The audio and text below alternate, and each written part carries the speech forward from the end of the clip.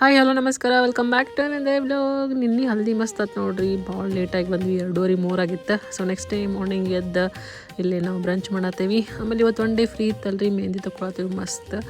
ಆಮೇಲೆ ನಮ್ಮ ಅದಿತಿ ಈ ಕಡೆ ಕೈಗೆ ಕಾಲಿಗೆ ಒಂದು ಸ್ವಲ್ಪ ತೆಗಿಯಾಕೆ ಹೇಳಿದ್ನಿ, ಏನೇನೋ ವರ್ಷ ಮಾಡಿ ತೆಗಿಯತ್ತಾಳ. ಆಮೇಲೆ ನಮ್ಮ ಕರುಣನೂ ಬಂದಿದ್ರೆ ಏನೇನೋ ತೊಗೊಂಬಂದಿದ್ದೆ ಸ್ನ್ಯಾಕ್ಸ್, ಅದು ಮಸ್ತ್ ತಿಂದು ಚಹಾ ಕುಡಿದ್ವಿ.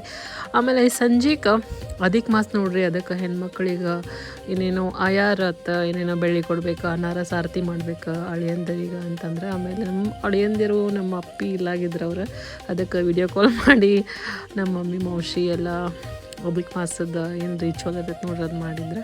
ಸೊ ಅವರಾದಮೇಲೆ ನಾನು ಅವ್ರಿಗೆ ಮಾಡಬೇಕ್ರಿ ಆಯಾರ, ಅದಕ್ಕೆ ಅದನ್ನೆಲ್ಲ ಮಾಡಿದ್ವಿ.